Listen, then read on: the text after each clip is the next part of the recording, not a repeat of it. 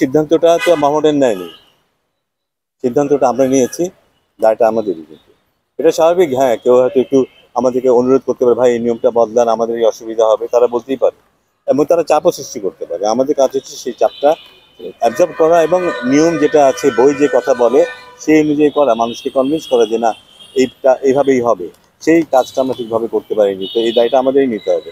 আমাদের চেষ্টা থাকবে ভবিষ্যতে যেন বই যে কথাটা বলে সেই কথাটা যেন আমরা অনুসরণ করতে পারি। সেটা শুধু আমরা না, খেলোয়াড় বলি, ম্যানেজমেন্ট বলি, টিম ম্যানেজমেন্ট, ক্লাব, বা শুধু ক্লাব বলবো কেন, বাইরে যত ক্রিকেটই হয় সবখানে যেন সেটা অনুসরণ করা হয়। বা তবে সেটা খুব স্ট্রিক্টলি অনুসরণ করার চেষ্টা আমাদেরও থাকতে হবে বোর্ডের তরফ থেকে।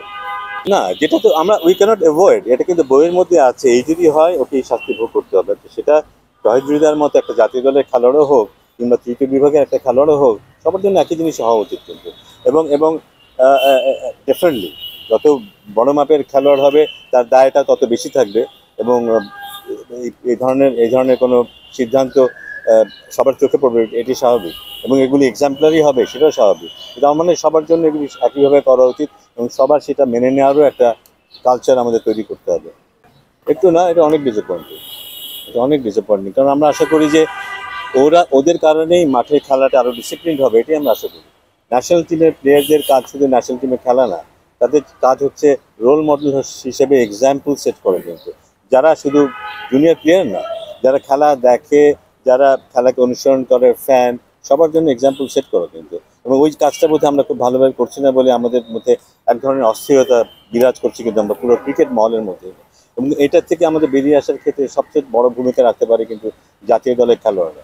তো আমার আশা থাকবে এবং আমরা চেষ্টা করব এগুলোকে কম্পালসারি করার জন্য দলের মধ্যে। তারা যেন সেই দায়িত্বটা নেয়, সেই দায় যেন তারা অনুভব করে এবং আমাদের একটা চোখও থাকবে তারা যেন এই জিনিসটা অনুসরণ করে। সবার মধ্যেই তো একটা দায়বদ্ধতার ব্যাপার থাকবে, সেটা আম্পায়ার হোক, আম্পায়ারকেও সেভাবে নিজেদেরকে পরিচালনা করতে হবে, তারা যেন সে রেসপেক্টটা পায় প্লেয়ারদের কাছ থেকে।